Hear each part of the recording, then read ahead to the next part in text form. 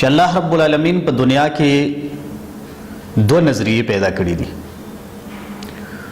یو نظریه د کفر او د شرک ده او بل نظریه د اسلام او د توحید ده. د مسلمانانو د پاره الله تبارک و تعالی افضل البشر سید الرسل جناب محمد رسول الله صلی الله علیه وسلم بحیثیت نبی او رسول را لېږلی دی او د هغه د تعلیماتو نه دا خبره د عالم انسانیت په نوم باندې مخې ته راغلې ده چې د الله تبارک و تعالی په ذات باندې اعتماد او یقین کول، د محمد رسول الله پر رسالت باندې اعتماد او یقین کول، دې ته ایمان ویل کېږي. د دې وجه نه مومن او د مومنانو جماعت دا په دې دنیا کې د نور امتونو نه او د نور قومونو نه یو ځان له حیثیت لري. نو خبره دا ده چې په ایمانیاتو کې څومره چې ذکر شوی دی نو کم حدیث چې موږ ولوستو دا حدیث د حضرت عمر فاروق رضی الله تعالی عنه نه روایت ده. حضرت عمر رضی الله عنه اکثر رونا مسلمانان پیژني، دغه د سیرت نم خبردار دي او دغه د نظام عدل نه او دغه د حکمرانی نه هم خبردار دي، دغه د خلافت د اصول او د ضابطون هم خبردار دي. حضرت عمر فاروق رضی الله عنه نه حدیث راوی دی، د حدیث راوی دی هغه فرمایي چې رسول الله صلی الله علیه وسلم لا یو سائل راغی او تپوسو ته وکړو چې یا رسول الله مالا د ایمان باره کې خبر راکړه چې ایمان څه ته وایي. نبی علیه الصلاۃ والسلام ته فرمایل ایمان دې ته وایي ان تؤمن بالله وملائکته وکتبه ورسله والیوم الآخر وتؤمن بالقدر خیره وشره. نبی علیہ الصلوۃ والسلام په دې جمله کې پوره ایمانیات بیان کړي دي. پای کې نمبر 1 ایمان بالله، نمبر 2 ایمان بالرسل، نمبر 3 ایمان بالکتب، نمبر 4 ایمان بیوم الآخرت، نمبر 5 ایمان بالتقدیر، په تقدیر باندې ایمان لرل. دا خبره ده چې الله رب العالمین په ذات باندې ایمان لرل د دې څه مطلب دی؟ د دې څه مطلب دی؟ زما د الله په ذات باندې ایمان دی او زما د الله په ذات باندې اعتماد او یقین دی، د دې مطلب څه دی؟ د دې سوال مطلب به مونږه د رسول الله صلی الله علیه وسلم د یو حدیث پرنا کې تاسو ته بیان او دا حدیث د احادیثو په کتابونو کې بخاری او مسلم دواړو نقل کړی دی. معاذ ابن جبل رضی الله تعالی عنہ فرمایي چې زه یو ځل د نبی علیه الصلاۃ والسلام سره په سورلۍ باندې ناستومه، د هغه ردیف و مشاته ورسره ناستومه.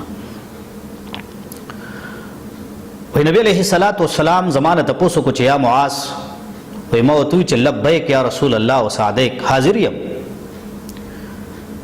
بیا لږ مزل وکړو مونږه، لږ وخت بعد رسول الله مبارک بیا زمانه تپوس وکړو، ما ولا بیا جواب ورکړو چې لبیک یا رسول الله وسعدیک. په دریم ځل باندې بیا نبی علیه الصلاۃ والسلام زمانه تپوس وکړو، ما ته آواز وکړو چې یا معاذ، ما ورته وویل چې لبیک. وی بیا راته وفرمایل چې هل تدري ما حق الله عز وجل علی عباده؟ بیا راته دا خبر وکړو چې تا ته پته شته چې د الله تبارک و تعالی حق په خپلو بندګانو باندې څه دی؟ نو معاذ سے فرمای ما ورته ووی چې الله رسوله عالم، الله او د الله رسول په دې سوال باندې او په دې خبره باندې ښه پوهېږي او ښه خبردار دی. وی نبی علیہ السلام او فرمایل فإن حق الله علی العباد ان یعبدوه ولا یشرکوا به شیئا.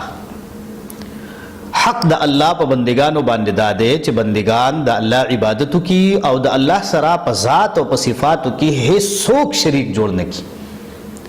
دا د الله حق دی په بندگانو باندې. وی بیا موږ لږ مزل وکړو، نو دویم تپوس زمانہ رسول الله مبارک کو چې یا معاذ بن جبل، ما ورته وی چې لبیک یا رسول الله وسعدیک. نو دویم تپوس یې رانه دا وکړو چې هل تدري ما حق العباد علی الله اذا فعلوا ذلک.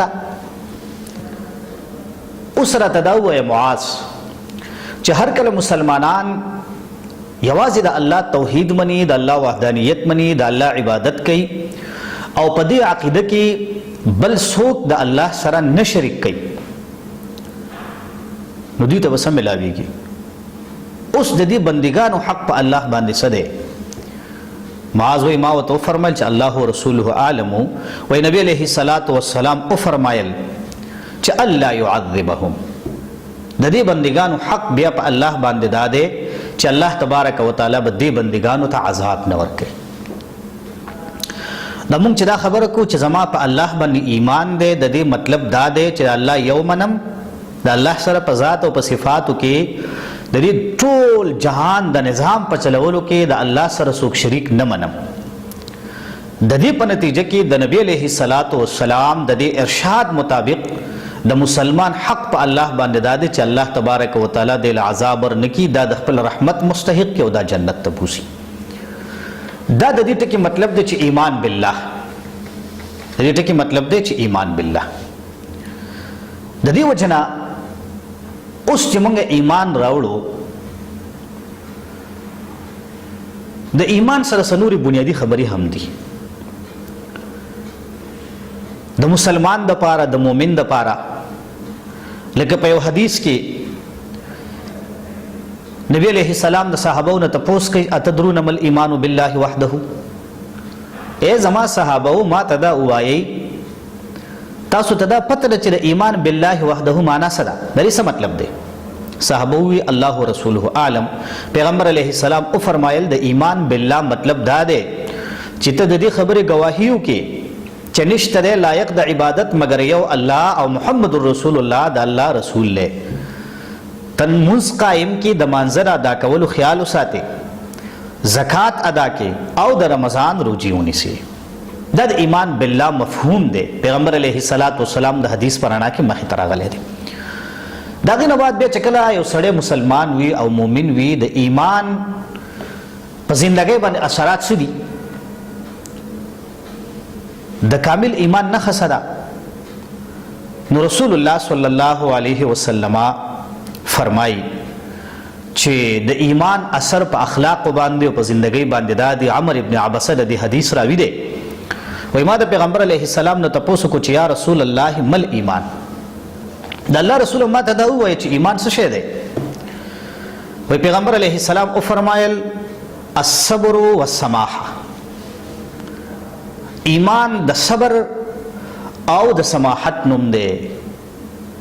د صبر او د سماحت نوم دی. صبر نه څه مطلب؟ په هر قسم مشکل باندې صبر، برداشت ماده په ځان کې پیدا کا، مصائب باندې صبر، د ګناه نه صبر او دارنګ د الله په طاعات باندې صبر کول. او د سماحت مطلب دا چې ستا خو عالی شان وي، ستا ظرف غټ وي، پتا کې د معافی ماده وي. دا د ایمان اثر دی د انسان په زندګۍ او د انسان په اخلاق باندې. نو لہذا پکار دا دی چې مونږ د ایمان بالله مطالبه کوو. مونږه که مسلمانان نارینه یو که زنانه یو، که ځوانان یو که زاړه یو، نو مونږ له بدې خبرو باندې سوچ پکار دی چې زه دا خوږه کلمه ویما او ما ته د الله خوږ دین نصیب کړی دی. د دې چې په ما باندې کم حقوق دي او د دې چې کم تقاضي دي پکار دا چې دا زه پوره کما. نو دا زمونږ او ستاسو د ایمان بالله او د الله رب العالمین د وحدانیت د اقرار کولو هغه خبره ده چې کومه بار بار وایو چې زمونږ د الله په ذات باندې ایمان دی او دا د غي مطلب دی. دویمه خبره چې زمونږ ده چې د رسول الله علیه الصلاۃ والسلام پر رسالت باندې ایمان راوړل. نو ان شاء الله مخکینی پروګرام کې په دې باندې خبره کوو. خیر